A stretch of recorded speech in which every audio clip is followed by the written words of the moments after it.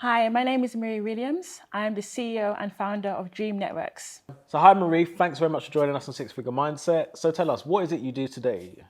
So I am the CEO and founder of a social enterprise called Dream Networks, and we essentially try to address play inequality around the world. We design play spaces for disadvantaged communities in the UK, in East Africa. I'm also a lecturer, which is great. I lecture in design in universities, and very importantly, I'm the mother of 2 children, aged 2 and under, so I am not sleeping today.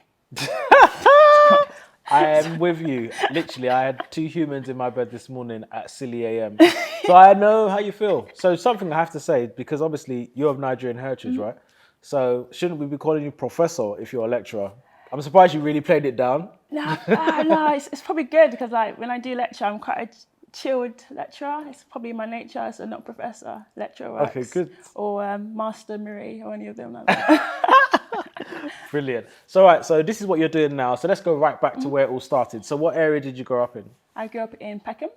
Congratulations. In South East London. You made it out. Yeah. Well done. Congratulations. Fantastic part. Then I moved to Peckham, which is much greener and less So diverse. let's talk about ages. So when born in Peckham, when did you leave? I left when I was 11. Okay, so this is quite important. The reason why I say not obviously my banter was there, but on a serious note. So if you're growing up in Peckham, considering where you are today, what was that like in terms of shaping who you were?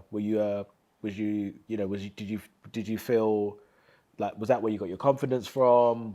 Did it help? Like, did it hinder you academically, or were you just like it was fine? I think growing up Peckham, to be honest, has a really strong. Well, in those days, it had a really strong community that was Nigerian.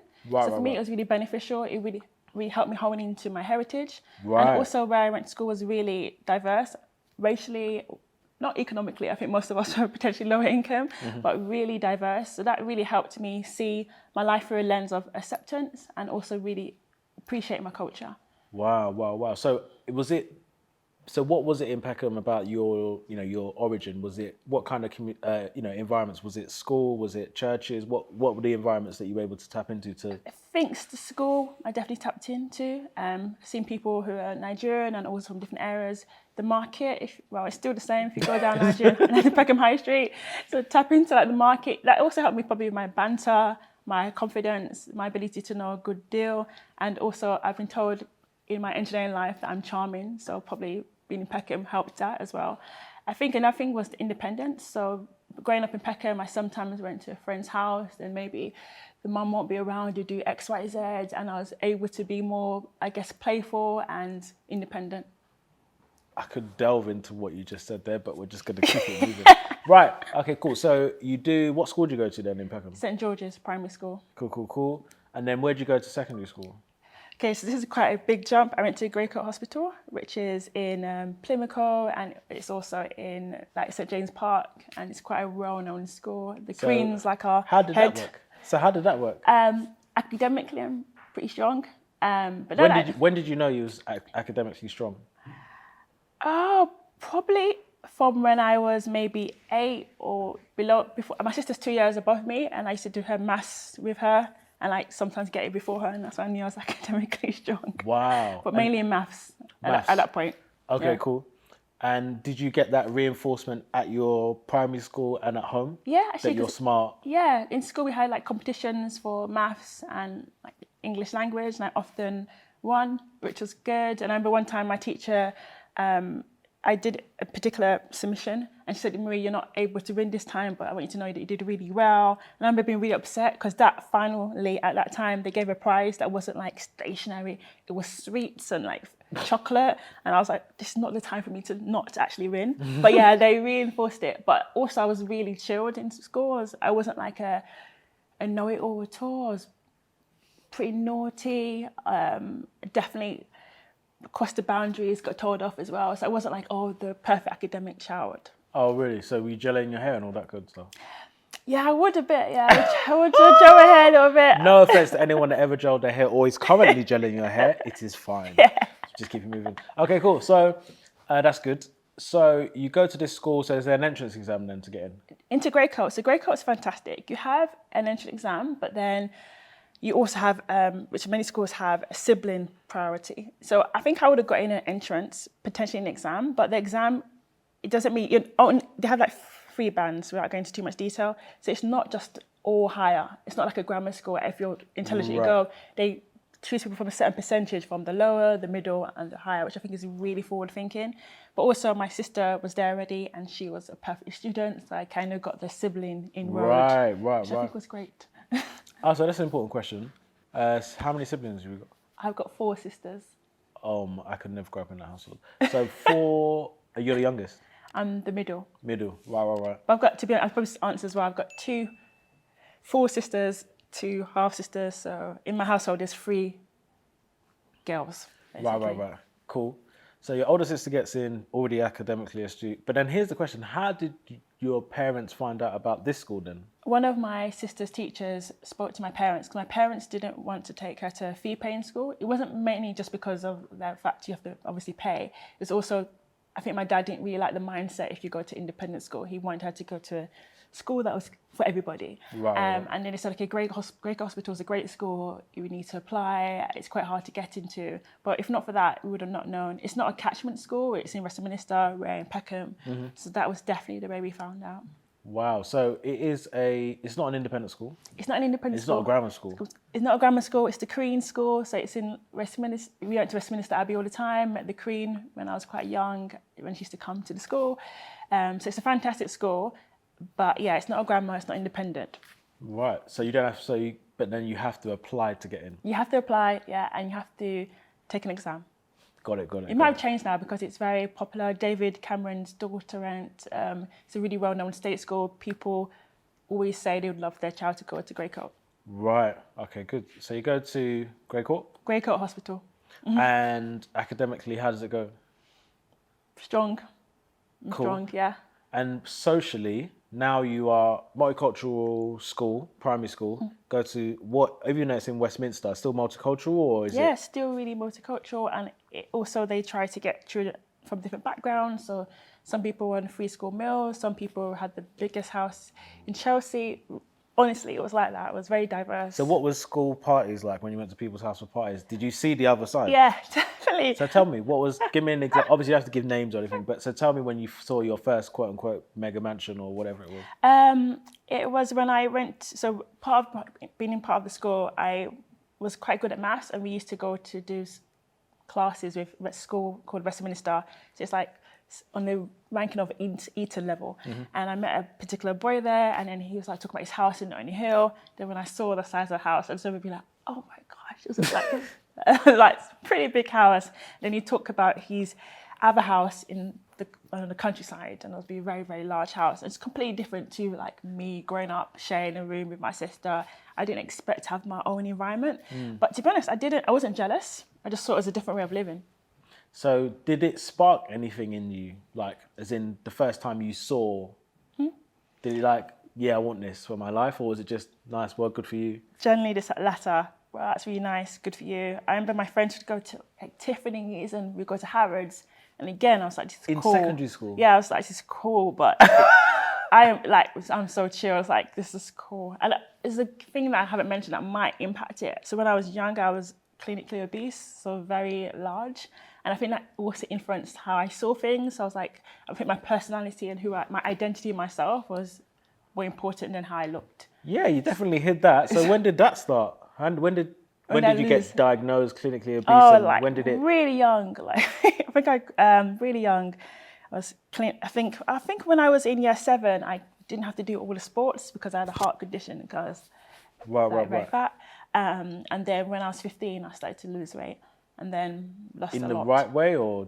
Yeah, in a good way. Oh, yeah, okay, yeah, dieted. So yeah. Coming from the place where were you teased? Were you? No, I was never teased. I just really, I think if you're somebody in an environment where you're with a lot of like it's a girls' school, and everyone's dressing up, etc., but you're like the really big girl, you're never really gonna look like everybody else. Yeah. So you have other things that you lean on, like your confidence, your personality, for me, my faith, and that was more important to me. So if I then see someone who looks really beautiful in somebody else's eyes, I'm not that phased. If I see a really beautiful house, great, but I don't need to look like somebody else or be somebody else. That's where it came from.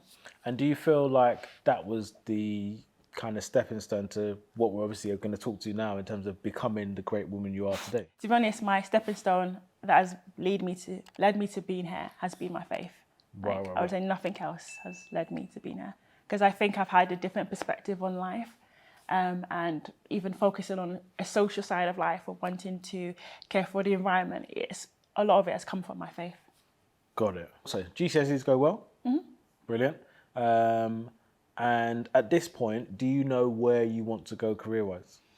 When I finished my GCSEs, I had no clue. And in reality, my GCSEs, I think even like my grades surprised me. So I was like, I'm not really sure what to do.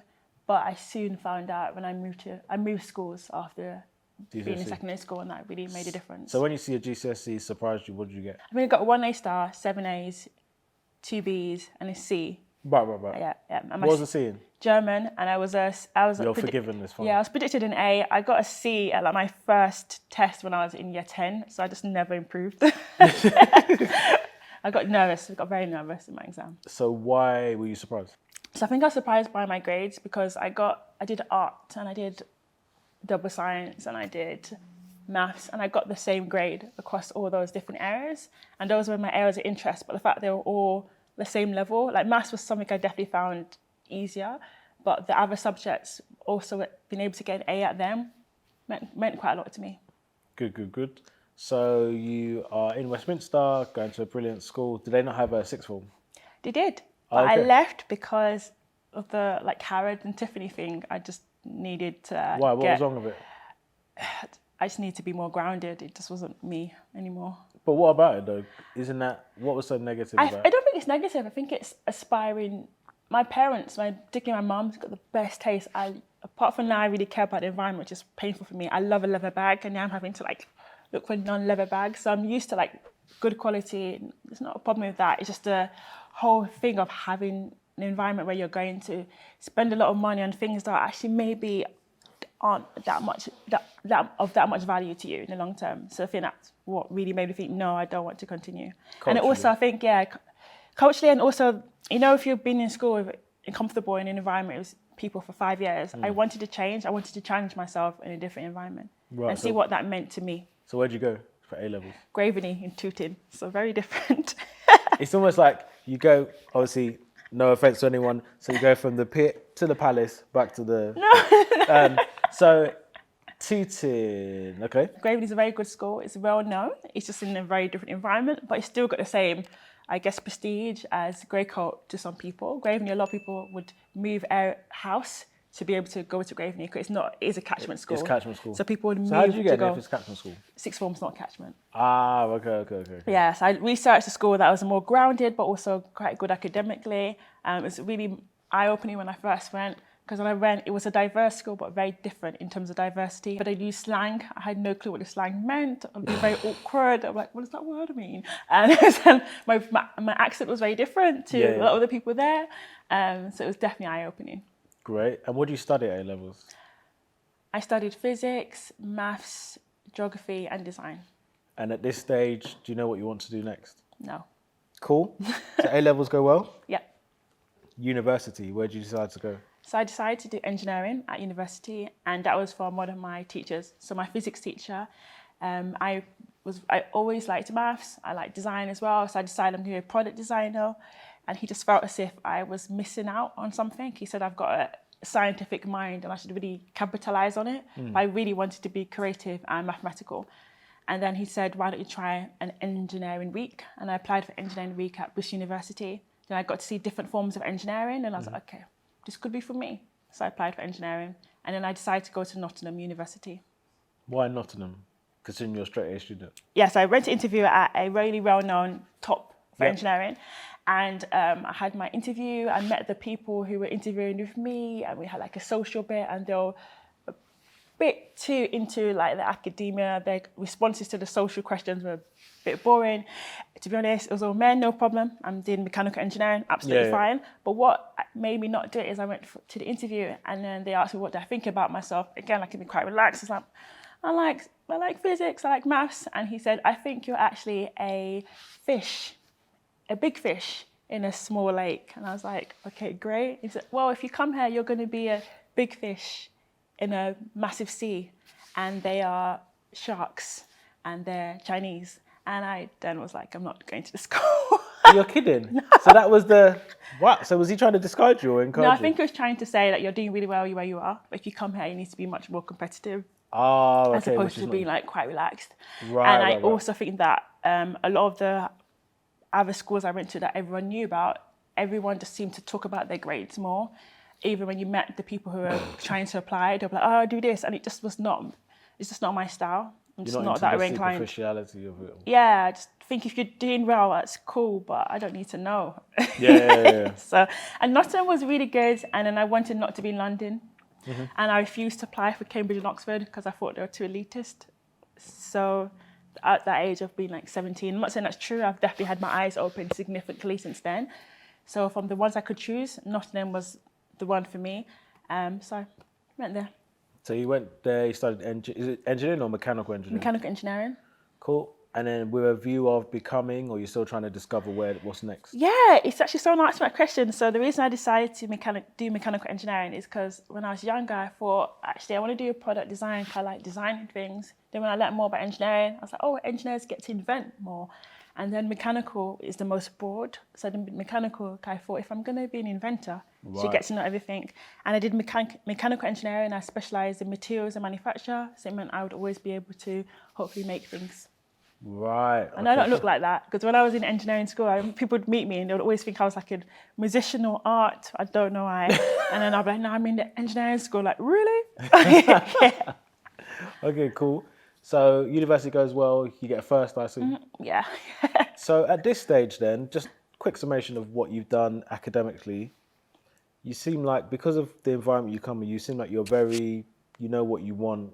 You're very clear about what you are into, what you're not into at an early age. And that trait obviously takes you through making all these decisions. But you sound very mature going through your journey. It doesn't sound like you were very indecisive about things. You were quite clear. Yeah. Where does that come from?